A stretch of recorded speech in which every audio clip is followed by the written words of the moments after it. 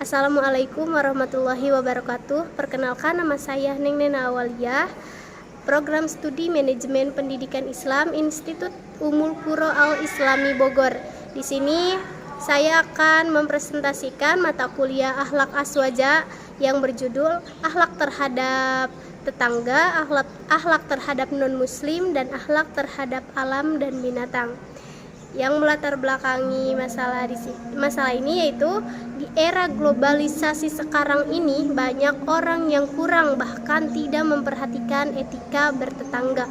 Hal ini tidak terlepas dari salah satu yang menjadi pengaruhnya adalah semakin berkembang teknologi dan media sosial yang semakin meluas sehingga sebagian nilai-nilai atau etika dalam masyarakat juga banyak bergeser, termasuk kehidupan bertetangga. Padahal sebenarnya bertetangga mempunyai etika tersendiri, sehingga muncul berbagai macam problematika bertetangga dalam masyarakat. Islam sangat menjunjung tinggi rasa persaudaraan meski dengan non-muslim. Dalam Islam banyak sekali ajaran dan anjuran untuk menjaga hubungan baik dengan umat Islam. Dengan umat agama lain. Ajaran Islam khususnya yang bersumber dari Al-Quran sangat menjunjung tinggi etika kebebasan beragama, etika menghormati orang lain, dan etika persaudaraan. Baik, rumusan masalah di sini yang pertama yaitu untuk apa saja etika terhadap tetangga, yang kedua bagaimana etika terhadap non-muslim, dan yang ketiga bagaimana etika terhadap alam dan binatang. Baik, langsung saja kita ke pembahasan. Yang pertama, akhlak terhadap tetangga. Akhlak terhadap tetangga yaitu etika bertetangga. Etika bertetangga dalam Al-Quran yang meliputi yang pertama yaitu tolong menolong. Sudah dijelaskan dalam Quran surat Al-Maidah ayat 2. Allah berfirman, dan tolong menolonglah kamu dalam mengerjakan kebajikan dan takwa. Sudah jelas ya, ketika bertetangga itu kita pasti harus saling tolong menolong, karena manusia itu hidup individu, manusia itu hidup berkelompok, bukan individu. Yang individu itu hanya Allah Subhanahu wa Ta'ala. Kemudian yang kedua yaitu memberi sesuatu. Yang ketiga yaitu menjenguk orang yang sakit. Nah, untuk menjenguk orang yang sakit itu kita mendapatkan pahala ya. Dan ini juga karena yang paling terdekat dengan kita yaitu tetangga. Kemudian ada ikut berbahagia atas kesuksesan tetangga. Allah memerintahkan setiap umat agar berlomba-lomba untuk kebaikan, baik di bidang pendidikan, ekonomi, dan sebagainya. Tetapi Allah melarang kita untuk berbuat persaingan atau bersaing ya. Tidak boleh menimbulkan permusuhan. Oleh karena itu, jika seseorang tertinggal dalam persaingan, seharusnya ia memberi ucapan selamat kepada tetangganya yang mendapatkan kemenangan. Dengan demikian, kemenangan itu menjadi kemenangan bersama, dan nikmatnya dapat dirasakan bersama. Ketika kita tidak mempunyai musuh, maka nikmatnya itu sangat luar biasa. Jadi intinya jangan iri ketika tetangga kita mendapatkan kebahagiaan atau kesuksesan, kita tidak boleh iri. Kemudian ada akhlak terhadap non-muslim. Nih, yang pertama yaitu prinsip kebebasan beragama, yaitu kita tidak boleh memaksakan kepada seseorang untuk ikut ke agama kita, sedangkan dia itu mempercayai agama lain. Kemudian ada prinsip menghormati agama lain. Sudah jelas ketika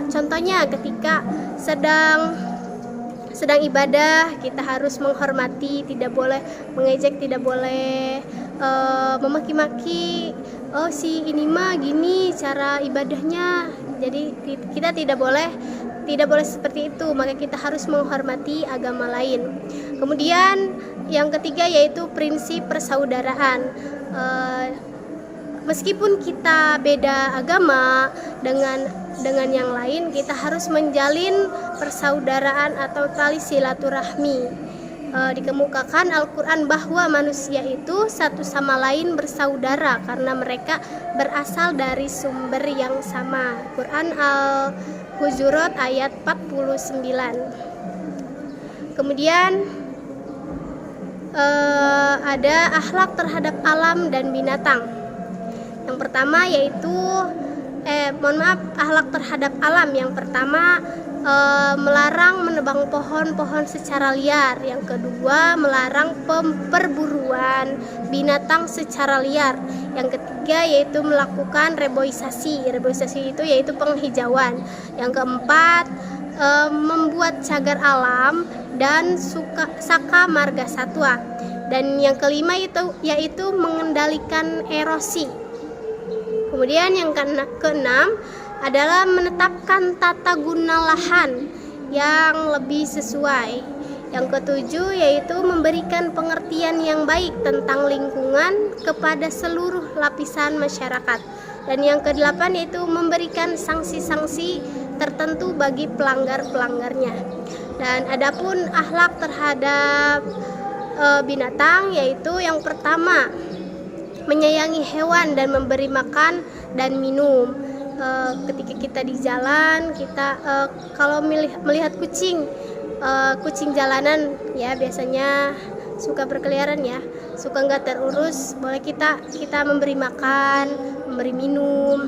Kemudian yang kedua yaitu membuat nyaman hewan saat hendak menyembelihnya. Itu termasuk adab yang hendaknya dilakukan oleh manusia, salah satunya dengan mempercepat proses penyembelihan dengan memejamkan pisau, dengan menajamkan pisau yang akan digunakan. Kemudian yang ketiga yaitu tidak menyiksa hewan dalam bentuk apapun. Kemudian yang keempat yaitu boleh membunuh binatang yang membahayakan. Contohnya ular, terus kalajengking, terus pokoknya hewan yang membahayakan. Kemudian yang kelima yaitu tidak melalaikan ketaatan Allah karena sibuk mengurus hewan. Jadi kesimpulannya, tetangga merupakan sahabat yang paling dekat setelah anggota keluarga sendiri. Dialah yang lebih mengetahui suka duka dan dialah yang lebih cepat dapat memberikan pertolongan. Pertama, jika terjadi kesulitan pada diri orang itu dibandingkan dengan keluarga kita yang berjauhan tempat tinggalnya. Jika umat Kristen dan Yahudi berusaha untuk memerangi dan memusuhi umat agama lain, Islam justru mengajarkan umatnya untuk berbuat baik, berlemah lembut dan bersikap toleran terhadap yang lain. Alam yang masih lestari pasti dapat memberi hidup dan kemakmuran bagi masyarakat, bagi manusia di bumi. Tetapi apabila alam sudah rusak, maka kehidupan manusia menjadi sulit, rezeki sempit, dan dapat membawa kepada kesengsaraan. Mungkin cukup sekian, terima kasih. Wassalamualaikum warahmatullahi wabarakatuh.